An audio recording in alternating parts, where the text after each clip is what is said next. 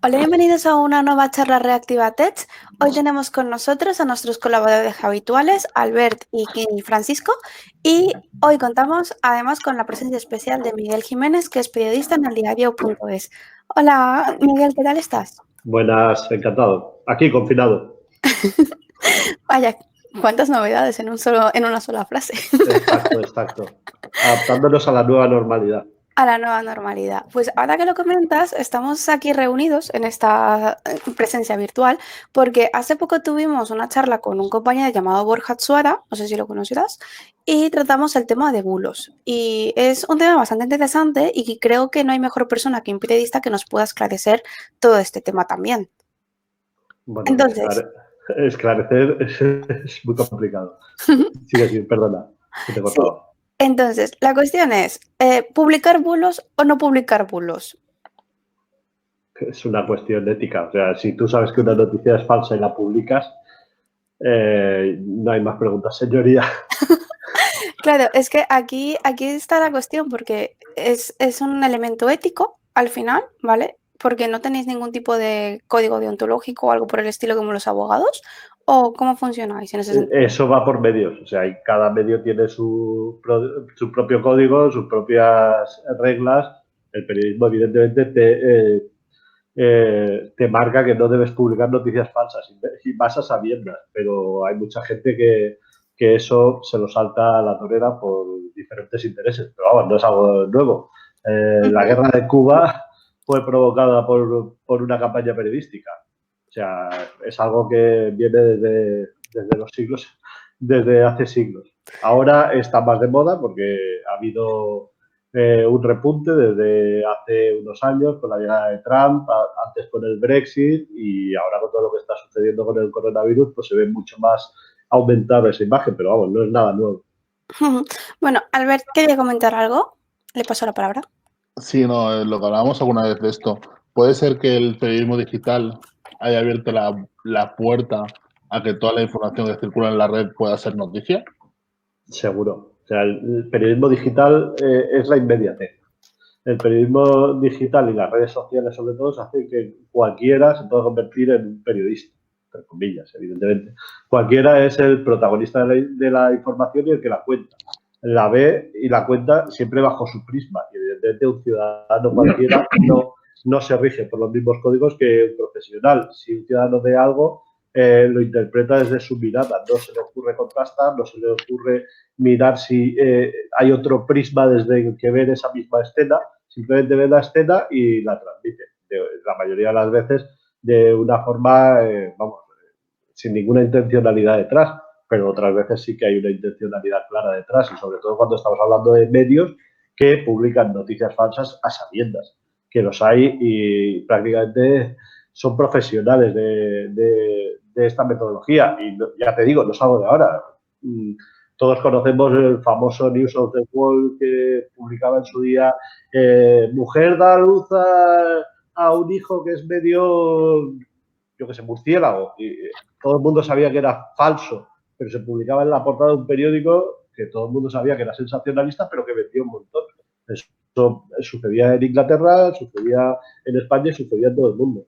Lo que pasa es que eso ahora se ha generalizado y probablemente la inmediatez y más que el periodismo digital, las redes sociales han hecho que eso se multiplique por, vamos, exponencialmente. No me atrevo a decir por cuánto. Casualmente dijiste que vendían mucho esos periódicos y a eso viene al hilo la siguiente pregunta. Tú lo has dicho muy tajantemente, ¿vale? O sea, yo lo he puesto así como un poco neutro de sí o no. Tú lo has dicho, si eres profesional, ética profesional, punto, no hay más.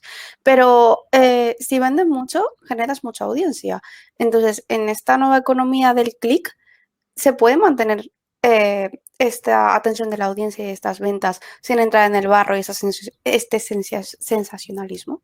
Se puede intentar, pero es difícil competir. O sea, yo te puedo poner nuestro ejemplo. Nosotros tenemos un tipo de información muy clara y muy definida. Nosotros publicamos política, publicamos economía, publicamos cultura desde un punto de vista editorial. O sea, no, como todo medio, tenemos un punto de vista editorial y seguimos esa línea editorial para publicar, pero publicamos solo un determinado tipo de noticias. Por ejemplo, Nosotros nunca publicaremos un elefante en Australia entra a una guardería y amamanta a 10 niños, ¿vale? Esa noticia que es totalmente inverosímil y falsa, seguro si sale mañana en YouTube, la podrás ver en el 90% de los medios españoles, ingleses, franceses, alemanes. Tal. ¿Qué te supone eso? Audiencia. Porque evidentemente tú no publicas eso para... es más, no le das ningún espacio en tu portada. La colocas ahí y la lanzas en redes porque va a funcionar sola. O sea, nosotros sabemos también cuando una noticia va a funcionar y cuando va a funcionar menos. Muchas veces te puedes trabajar mucho una noticia, consultar con 10 fuentes, que sea lo más escrupulosa y totalmente justa posible y te la leen 4 personas. Publicas una chorrada que ha salido de un vídeo que ha salido en redes sociales que no tiene por qué ser falso. Una intervención de alguien en un foro público que dice cualquier barbaridad y eso te dispara a la audiencia un montón.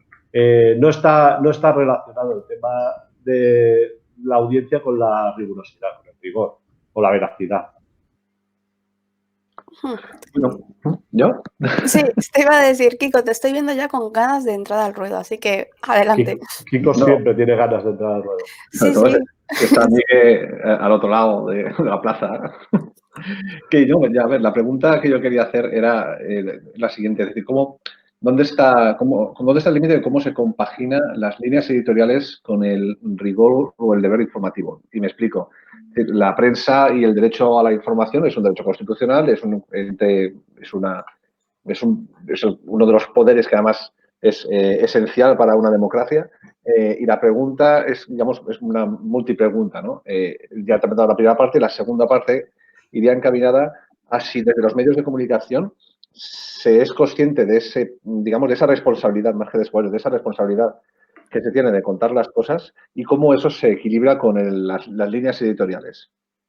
No tiene nada que ver una cosa con otra. O sea, la línea editorial es el enfoque que tú le das a una información. La información suele ser neutra, pero es como todo, tú lo puedes ver desde un prisma o desde otro. Dando todas las versiones, tú puedes titular por una idea o por la contraria, prácticamente, y das la misma información. O sea, la línea editorial no le quita ni un ápice de rigor a una información. Una información puede estar publicada en 2 medios ideológicamente diferentes, opuestos, y ser igual de correcta en los 2 casos. Sí, pero porque las 2 cosas son reales y son verdad. O sea, no tiene nada que ver una cosa, la línea editorial con el rigor. Pero la opinión que generas en el público es distinta desde un mismo hecho. Sí, pero las 2 son ciertas. O sea, el hecho de que tú elijas una parte de la verdad, aunque luego la cuentes toda, porque aquí la cuestión es contarla toda, tú puedes elegir destacar una parte u otra, pero la cuentas toda. No quiere decir que sea mentira. O sea, y va dirigida a un público, evidentemente. No tenemos nosotros la misma audiencia que puede tener el español. ¿Es por eso el español o nosotros menos fiables? No, somos igual de fiables, todo el mundo. Pero la misma noticia no tenemos por qué contarla igual. Es más, si contáramos la misma noticia igual, no tendría sentido que hubiera medios diferentes. Si tú cuentas los hechos de la misma forma, aquí estamos para contar los hechos de diferente forma. Y porque no todo el mundo ve las cosas igual. Lo que tienes que asegurarte es que lo que cuentas es verdad. Esa es la diferencia. O sea, no tiene nada que ver el rigor con la línea editorial. Puedes tener la línea editorial que quieras y puedes ser totalmente riguroso. Y al contrario, puedes tener la misma editorial, la misma línea editorial y uno ser muy riguroso y el otro no tener ningún rigor ni ninguna veracidad. Y la otra cuestión que me planteabas, perdona. No, está relacionado. Es decir, era en cuanto a, en tanto que la noticia como la cuentas puede transformar la opinión en las personas para tomar una cierta decisión, por ejemplo, el enfoque de la corrupción del Partido Popular en la Comunidad Valenciana o, por ejemplo, el enfoque de la corrupción del PSOE en Andalucía. Conforme vas contando una noticia u otra, el enfoque que le das puede cambiar la opinión de la persona. Entonces, durante mucho tiempo, y me meto en me meto en un jardín, hasta donde yo sé, la noticia y la opinión se ha ido entremezclando en algunas ocasiones hasta hacerlas un poco mixtas. Y hasta donde yo sé, la opinión es la opinión, ¿no? Una persona opinaba dentro de cualquier cosa y expresaba su opinión, punto pelota. Para eso estaba la editorial del periódico, los artículos de opinión, y luego estaba estrictamente la noticia, que tenías un titular, te contaba una noticia, unos hechos, y luego ya era el lector el que sacaba sus propias conclusiones. ¿Hasta qué punto ese enfoque de la noticia que se sabe que influye en cómo va a reaccionar las personas, se tiene en cuenta a la hora de redactarlas? Me refiero en tanto en cuanto a que la prensa, que es a la que acudimos para que nos cuente qué es lo que está pasando ahí fuera, nos traslade una fotografía veraz. Veraz, me refiero a una fotografía no tergiversada ideológicamente o editorialmente. Es que el error es pensar que porque esté ideologizada está tergiversada. Tú puedes ser keynesiano o seguir a John Adams. Es que yo, como prefiero unas políticas económicas keynesianas, estoy tergiversando, ¿no? Yo tengo una forma de ver la vida. Y mi forma de ver la vida no quiere decir que sea mejor ni peor, es mi forma de ver la vida. Es cierto que en la actualidad la opinión y la información están demasiado mezcladas. Eso es verdad, es un hecho. Desde hace unos años para acá, hace bastantes años, siempre ha estado bastante mezclada. Porque es muy difícil desligar la opinión de la información cuando estás escribiendo.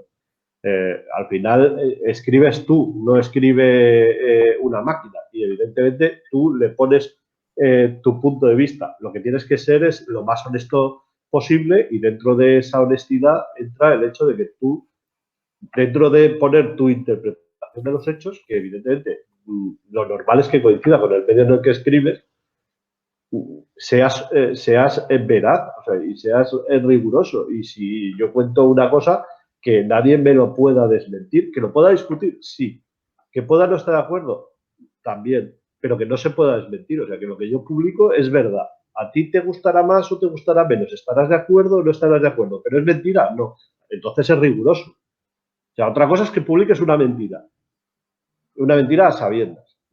Todos en este oficio hemos publicado cosas que no son ciertas porque nos la han colado, hablando en plata. O sea, a todos, y quien diga que no miente, le han metido una noticia que no es cierta.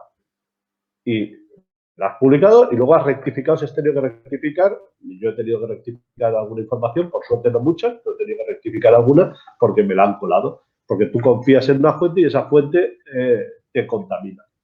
Pero si tú eres riguroso y la noticia es veraz, el que sea una interpretación u otra no le quita ningún rigor ni ninguna verosimilitud a los hechos. Antes de continuar por esa línea, que ya veo a Kiko que iba a empezar, Albert quería comentar. No, venga, va, por favor, ya nos conocemos. Albert quería comentar algo, así que le cedemos la palabra. Un poco hacer un resumen, ¿no? Y hacer una conclusión del tema esto, y increpar un poco también a Kiko ahora mismo. Estamos un poco ahí.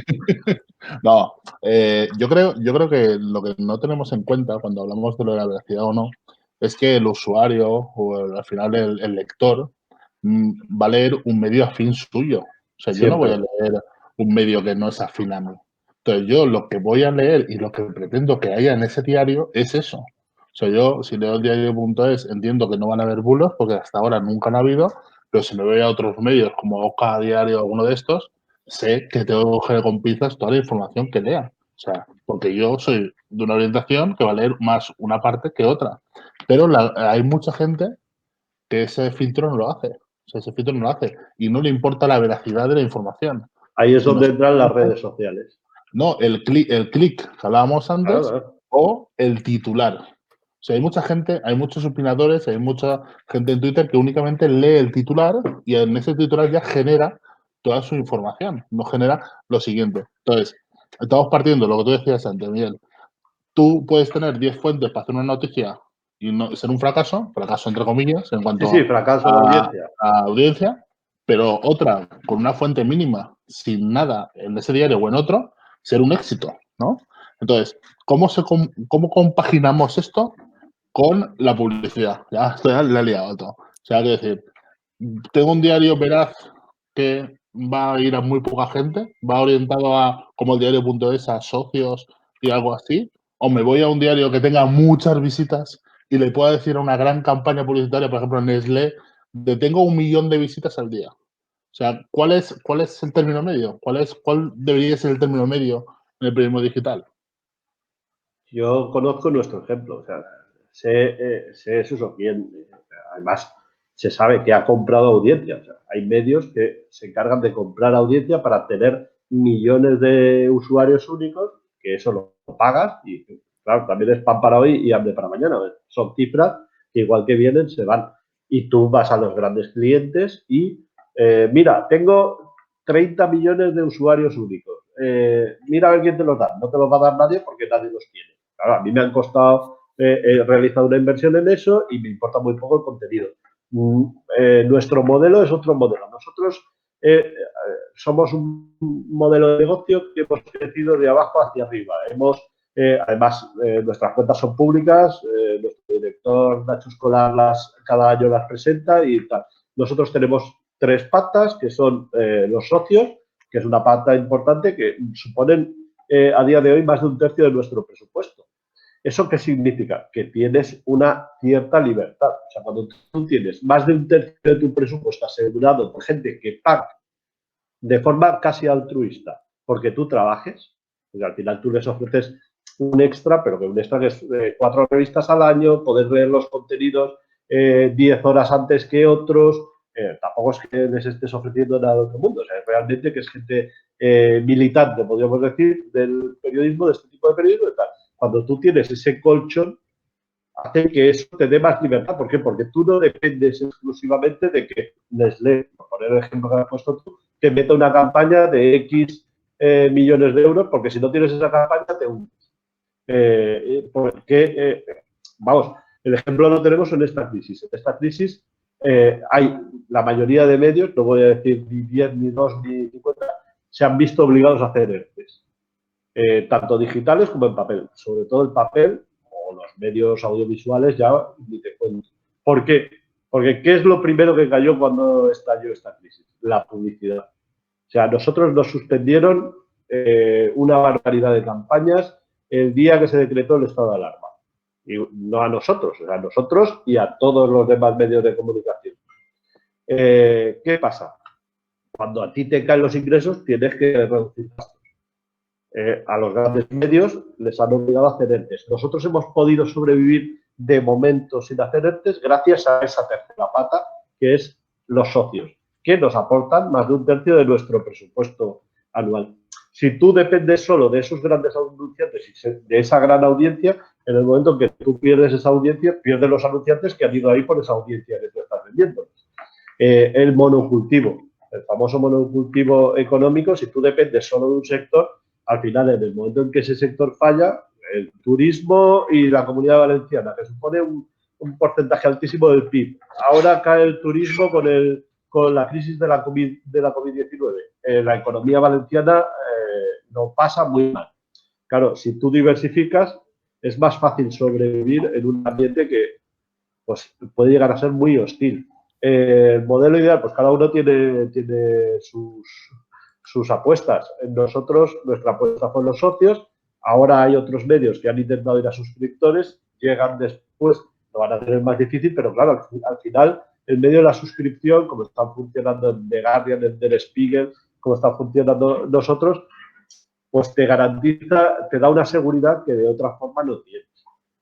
Pero es muy complicado, es un modelo de negocio muy complicado y que nosotros llevamos 7 años en este modelo de negocio hasta llegar a estar asentados. O sea, te cuesta mucho llegar ahí y tienes que estar respaldado por una fama de rigor de eso, de no estar publicando bulos, de no publicar cualquier cosa, de tener contrastado lo que sacas para evitar que te pongan la cara roja y que te caigan campañas de anunciantes, pues que los anunciantes que se anuncien sepan que por el hecho de anunciarse no tienen una bula papal para que no se publique nada en contra de ellos. O sea, sí, tú te anuncias con nosotros porque te ofrecemos una plataforma, un escaparate, un altavoz, no porque nos vayas a callar la boca.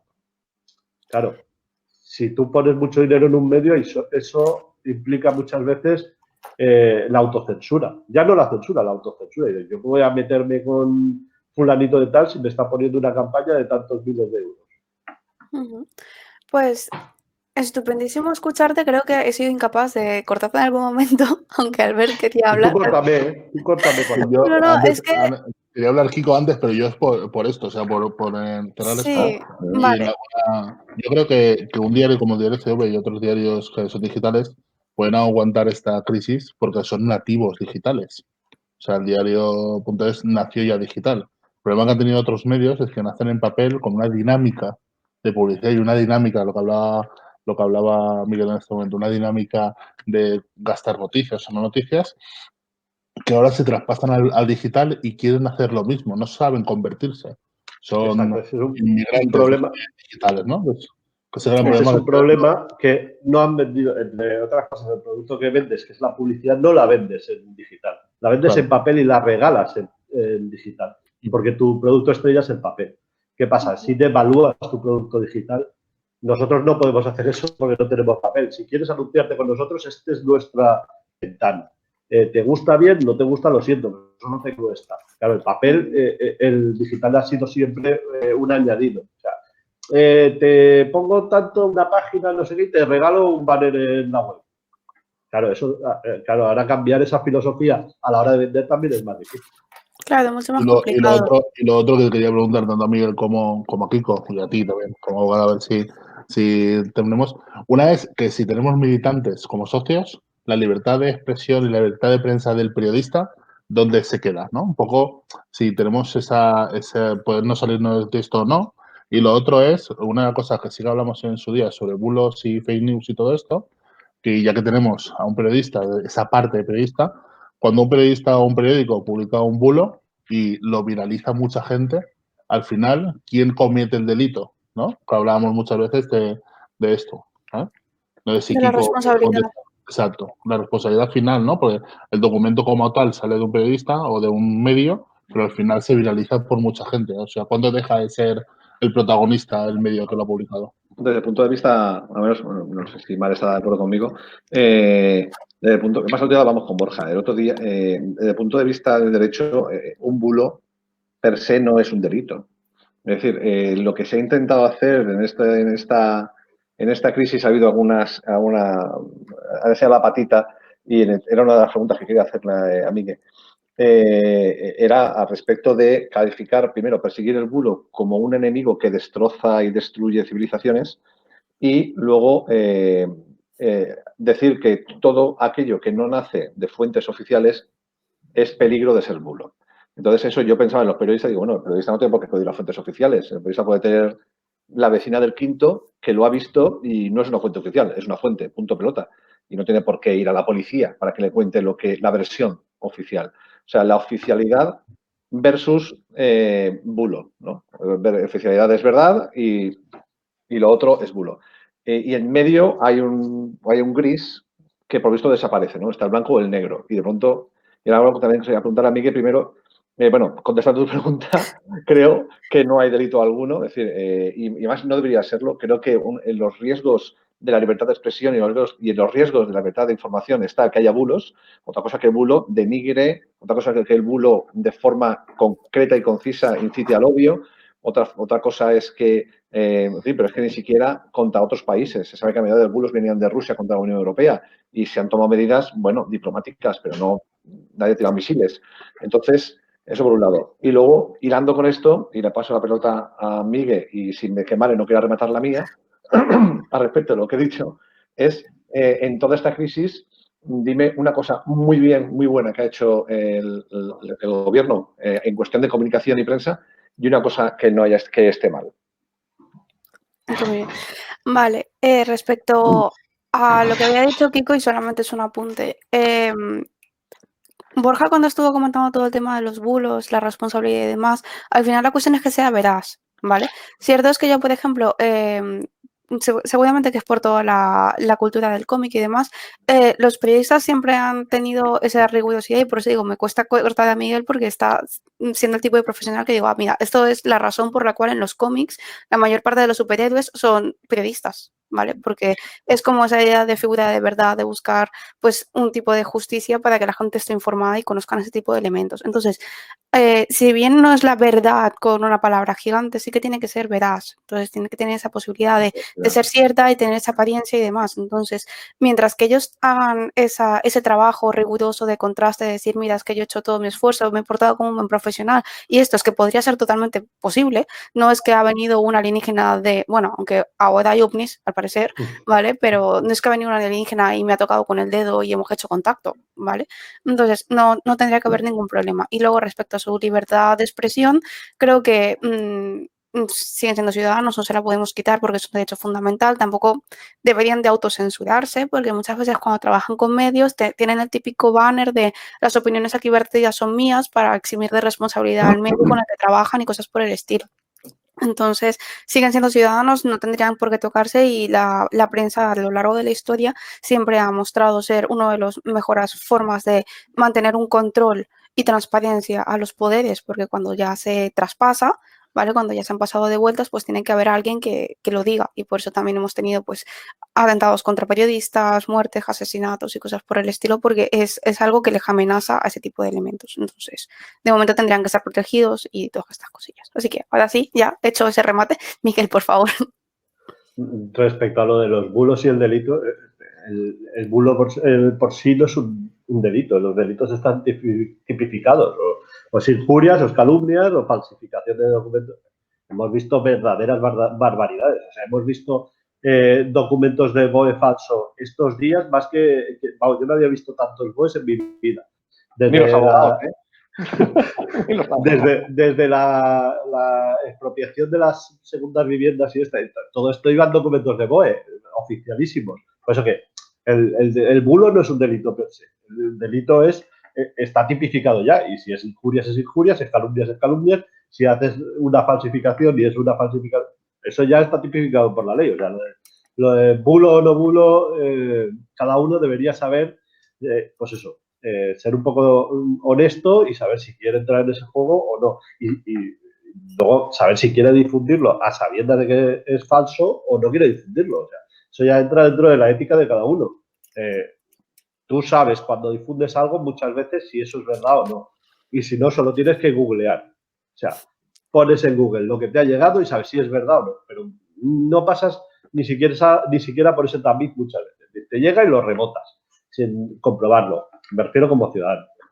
O sea que por ahí ya te digo, no considero que se tengan que perseguir los bulos como delito, ni mucho menos, porque ya hay figuras legales para perseguir lo que sean noticias falsas y que busquen algún fin negativo. Sí que hay bulos que han provocado guerras, Kiko. La guerra de Cuba, como te he dicho antes, se provocó por un bulo. El Brexit ganó por una campaña de bulos. Donald Trump está en la Casa Blanca por una campaña de bulos. Pero no es delito, pero sí que a través de los bulos... Lo de Trump discrepo, ¿eh? Lo de Trump discrepo. Y lo del Brexit hasta cierto también. Bueno, pues hay varios estudios que dicen lo contrario. Pero bueno, eso es como opiniones. Cada una. El medio oeste nunca votará una mujer. Nunca. Que sí. No voy a entrar a analizar la campaña de Trump contra Clinton, porque además es que Trump se encontró con Clinton. Si se hubiera encontrado con otro candidato, igual no lo hubiera tenido tan fácil. Efectivamente, porque es que, a ver, hay estudios y demás, pero también hay que tener en cuenta los actores. Todo el mundo está pensando en Trump, pero ¿a quién nos estamos enfrentando? A Clinton. Y es que los memes ya de por sí de Clinton ya te estaban diciendo que esa señora no se lo tomaba en serio nadie. Entonces... El escándalo de Cambridge Analytica, que fue el que destapó todo el tema de la manipulación de los datos y que supuestamente fue el que influyó para la campaña del Brexit, yo me lo creía a pie juntillas hasta que Boris Johnson ha ganado por mayoría absolutísima después de conocer el escándalo de Cambridge Analytica, después de campañas pro-europeístas, después de todo eso... Eso entraría ya en un análisis internacional de la política en Reino Unido, que si tienes en cuenta contra quién se enfrentaba Boris Johnson, verás por qué ganó Boris Johnson. Claro, es que no solo afecta a un actor, afecta a todos los actores y todas las ecuaciones, todas las incógnitas de la ecuación. Y claro, ahí, si Boris Johnson no tiene un rival enfrente, pues igual es más fácil ganar. Pero bueno, eso ya es un análisis un poco más allá y hablando de política internacional. Respecto a lo que preguntabas de una cosa bien y una cosa mal. Cosa mal en general la comunicación. O sea, la comunicación del gobierno está siendo lamentable. Cosa buena, la voluntad. O sea, dudo mucho que haya ningún gobierno en el mundo que haya comunicado, informado tanto y dado tantos datos que yo no creo en ningún momento que se hayan dado falsos datos a propósito. O sea, sí que creo que se están dando malos datos, pero porque no los tienen. Porque cada vez tienen unos datos de un sitio, ahora me llegan los agregados de hace un mes de este sitio, pero mira a ver en qué país hay un gobierno que esté compareciendo diariamente varias veces para explicar todos los datos que tiene a su disposición sobre una crisis del calado que es esta. O sea, una crisis de este calado no se ha visto, vamos, en la vida, por las repercusiones que está teniendo esta crisis.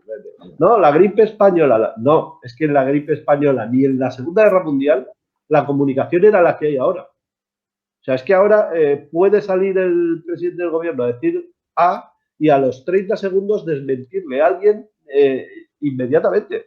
O sea, teniendo en cuenta eso, o sea, tienes a un gobierno que comunica constantemente. Erróneamente, sí, porque la comunicación está siendo lamentable.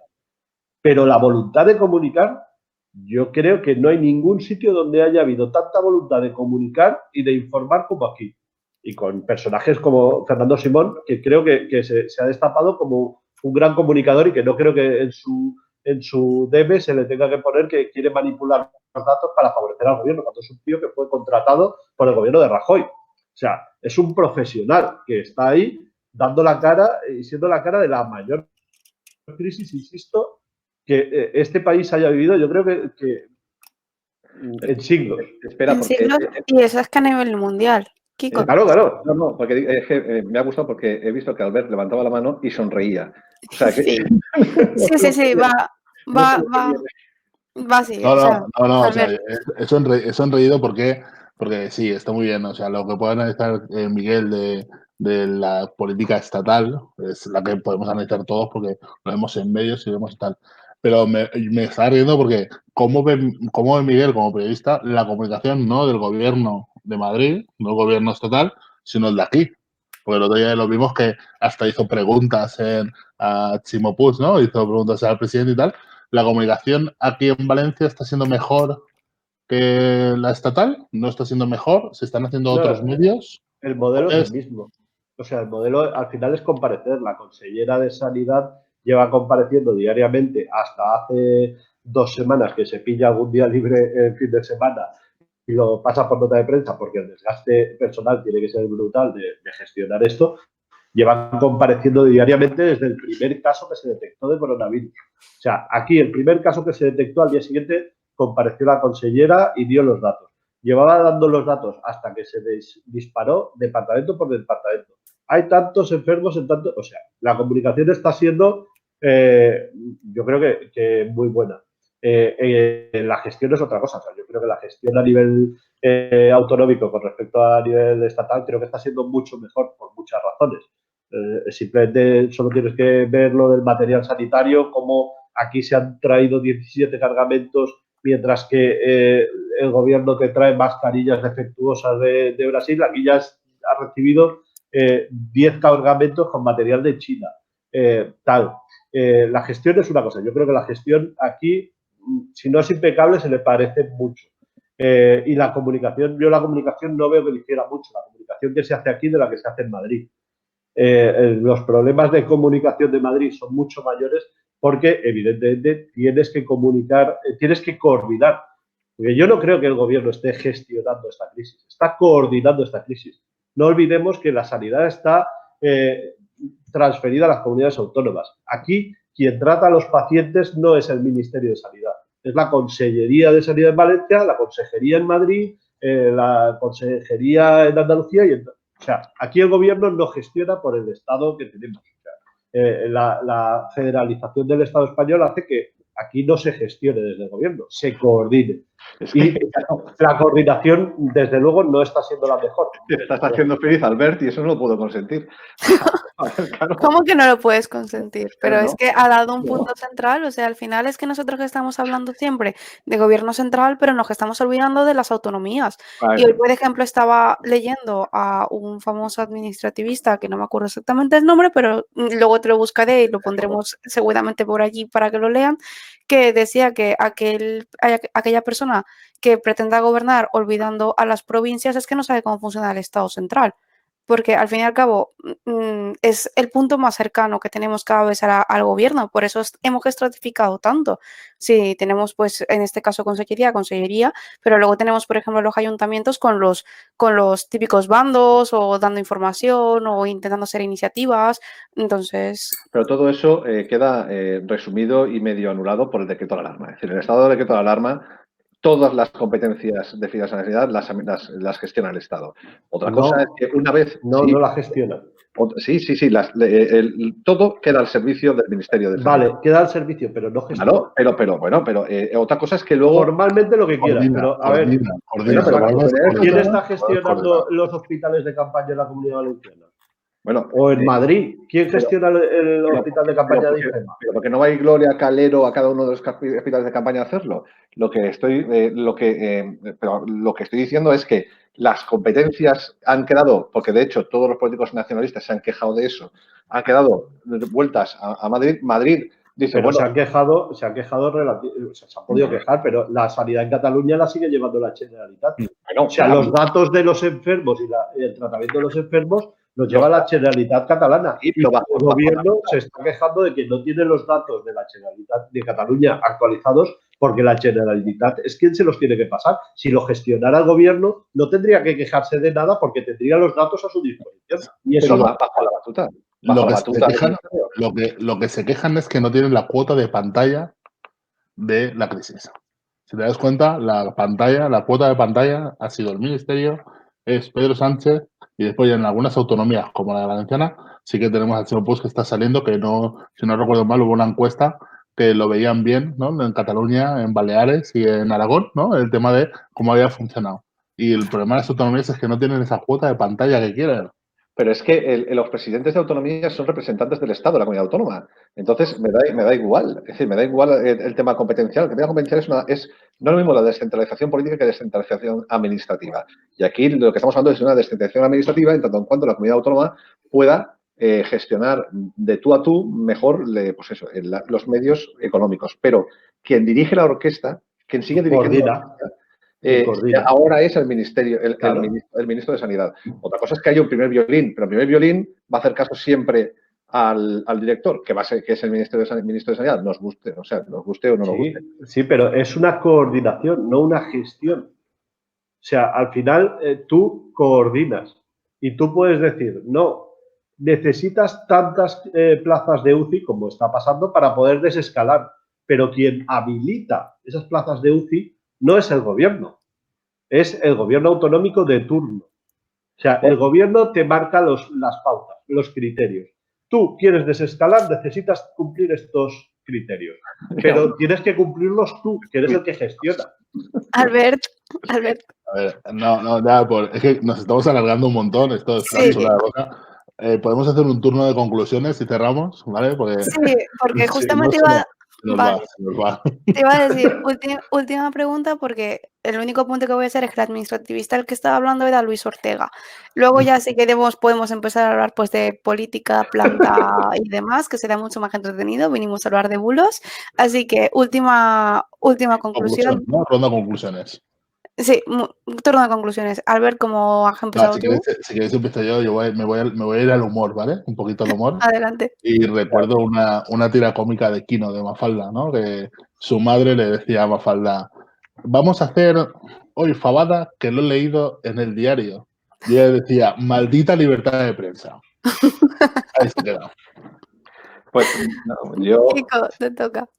Yo apelo simplemente a que la prensa no deje nunca de contar la verdad. O sea, que nos traslade aquella cosa que no nos cuentan los medios oficiales. Porque sin ello estamos vendidos y perdidos.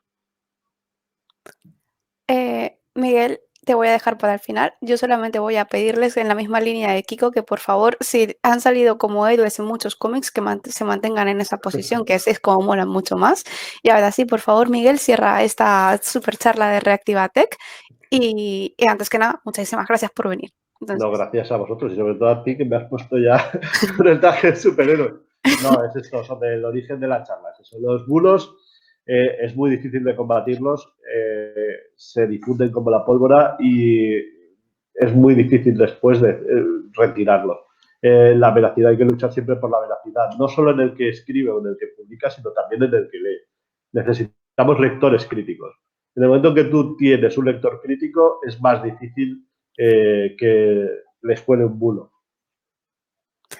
Pues Y muchísimas gracias. autocrítica también, ¿eh? Necesitamos autocrítica desde los medios, que evidentemente no lo hacemos bien. Si lo hiciéramos bien, no pasarían estas cosas.